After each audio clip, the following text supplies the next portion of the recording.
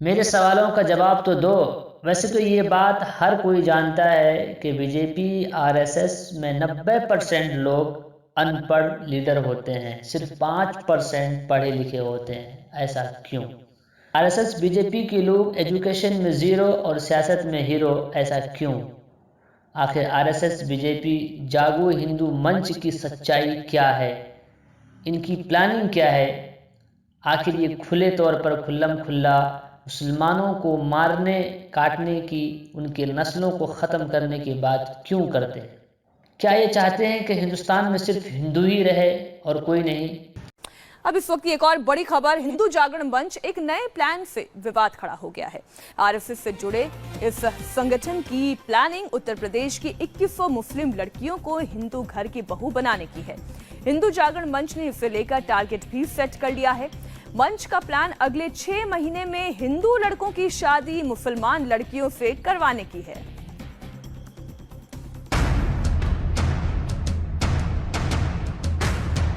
मुसलमान की बेटी बनेगी हिंदू की बहू। यूपी में हिंदू जागरण मंच की नई कंट्रोवर्सी। उत्तर प्रदेश में 2100 लव जिहाद। हिंदू जागरण मंच द्वारा ये तय किया गया है कि पूरे उत्तर प्रदेश के अंदर 2100 बहुएं लाई जाएंगी। यूपी में बड़े पैमाने पर लव जिहाद कराने की तैयारी है, लेकिन इस बार होगा रिवर्स लव जिहाद, यानी मुस्लिम लड़की की शादी हिंदू लड़के से कराई जाएगी। इसे लेकर टारगेट भी तय कर दिया गया है। 6 महीने के अंदर यूपी में हिंदू लड़के कम से कम 2100 मुस्लिम लड़कियों को शादी करके घर लाने का टारगेट है। ये दावा है हिंदू जागरण मंच का। मंच के यूपी अध्यक्ष अज्जू चौहान। हिंदू जागरण मंच द्वारा ये तय किया गया है कि पूरे उत्तर प्रदेश के अंदर 2100 बहुएं लाई जाएंगी और ऐसे नौजवान तय किए जाएंगे कि जो बहुओं को ला सके, और उनके परिवार में भी संपर्क किया जाएगा कि अगर किसी दूसरे धर्म की बेटी आती है तो उसको बहू के रूप में स्वीकारें और उसे बेटी के रूप में प्यार दें। हिंदू जागरण मंच का दावा है कि करीब 150 ऐसे हिंदू लड़के उनके संपर्क में हैं, जिनकी दोस्ती मुस्लिम लड़कियों से है। वो शादी करना चाहते हैं, लेकिन डर की वजह से नहीं कर पा रहे हैं। मंच पहले इन हिंदू लड़कों की उन मुस्लिम लड़कियों से शादी करवाएगा, उन्हें पूरी सुरक्षा देगा। हिंदू जागरण मंच का यह भी दावा है कि मुस्लिम लड़के लव जिहाद के लिए अपनी पहचान छिपाकर हिंदू लड़कियों को टारगेट करते हैं, लेकिन हिंदू लड़के कोई फर्जी काम नहीं करेंगे। वो अपनी पहचान सही बताएंगे और फिर मुस्लिम लड़कियों से दोस्ती करेंगे। साफ है, हिंदू जागरण मंच के इस विवादित ऐलान से यूपी की सियासत में एक नया विवाद होना तय है। मुसलमानों के खिलाफ एक अक्षर नहीं बोल सकते, ये तुम्हें बचा लेंगे। गाय बचाना चाहते हो, अगर गाय तुम्हारी माँ है तो अपनी माँ के लिए कोई कानून मत मांगो, कानून तो दूसरे मांगेंगे। अपनी आबादी बढ़ानी शुरू करो, जनसंख्या नियंत्रण कानून वो मांगेंगे। अगर गाय हमारी माता है तो उसके हत्यारों को फांसी कोई और क्यों देगा भाई? ये क्या हिजड़ों जैसी बातें हैं?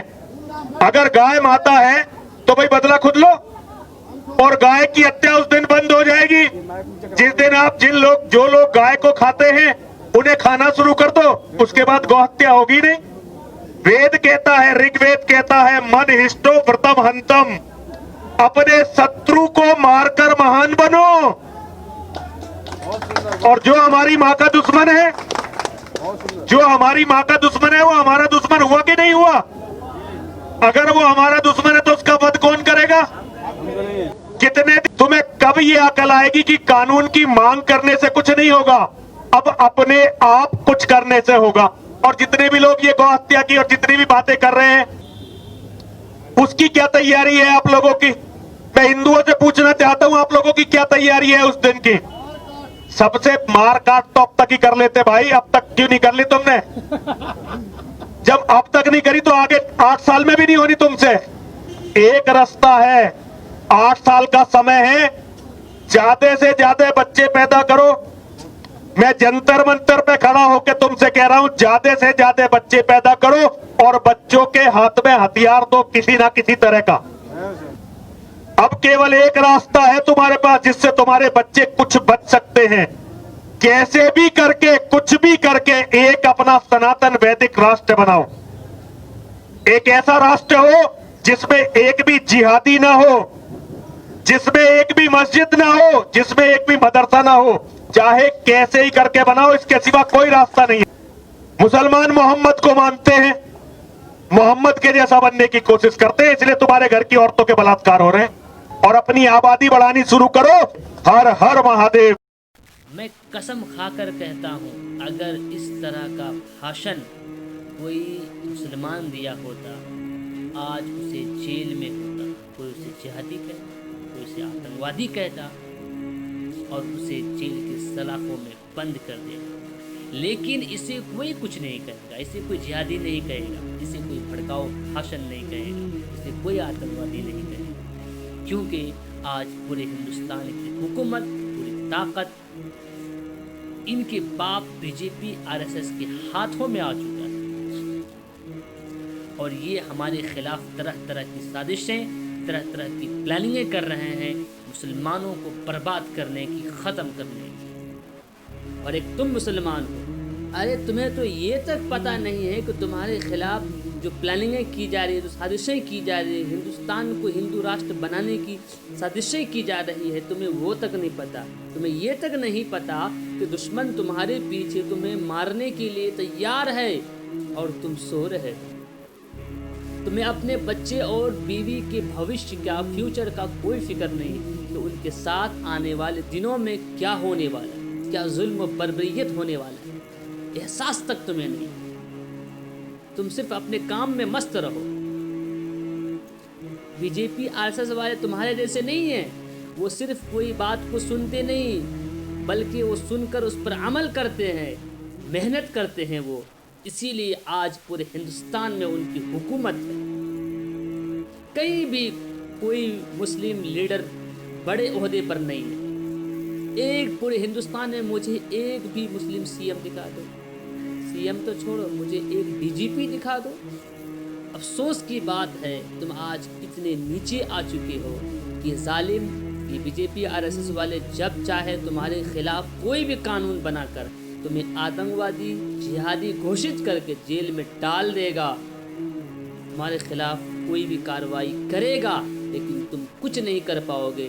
तुम सड़कों पर जाके धरना देते रहो, तुम गला फाड़ फाड़ कर चीख कर इंसाफ मांगते रहो, लेकिन तुम्हें इंसाफ नहीं मिलने वाला। इंसाफ मिलेगा भी कैसे? हुकूमत तो उनकी है, हर जगह उनके लोग बैठे हुए हैं, फिर इंसाफ तुम्हें कैसे मिलेगा? अरे पीएम से लेकर सीएम तक, डीजीपी तक, हत्ता कि सुप्रीम कोर्ट का जज, हाई कोर्ट का जज भी गैर मुस्लिम हिंदू है, तो मुसलमानों को इंसाफ कहाँ से मिलेगा? अरे वो तो छोड़ो, जो जहाँ से कानून पास होता है पार्लियामेंट या राज्यसभा में, वहाँ पर 90% गैर मुस्लिम हिंदू एमएलए हैं, सिर्फ 5% मुस्लिम एमएलए हैं। तो फिर वहाँ से तुम्हारे खिलाफ कानून कैसे पास नहीं होगा? तुम पर जुल्म कैसे नहीं होगा? तुम्हारे साथ इंसाफ कौन करेगा? अरे कब तक सोते रहोगे? कब तक काजी, मुफ्ती, बरेली, देवबंदी, सही अकीदा, गलत अकीदा के चक्कर में आपस में ही लड़ते रहोगे? आखिर कब तक तुम छोटी छोटी मुस्लिम पार्टी बनाकर आपस में ही मुस्लिम पार्टी के खिलाफ बोलते रहोगे, लड़ते रहोगे? आखिर कब तक तुम सिर्फ डॉक्टर, इंजीनियर बनने का ही ख्वाब देखोगे? अगर तुम्हें इंसाफ चाहिए तो मैं डॉक्टर, इंजीनियर के साथ साथ तुम्हें जज और वकील भी बनना पड़ेगा। अगर तुम्हें इंसाफ चाहिए, तुम्हें पुलिस ऑफिसर, डीएम, डीजीपी, बड़े बड़े ओहदे पर भी तुम्हें फायज होने की कोशिश करना पड़ेगा, तभी तुम्हें जाकर इंसाफ मिले। वरना आगे की भविष्य, तुम्हारे बच्चों का फ्यूचर खतरे में होगा। ये मेरी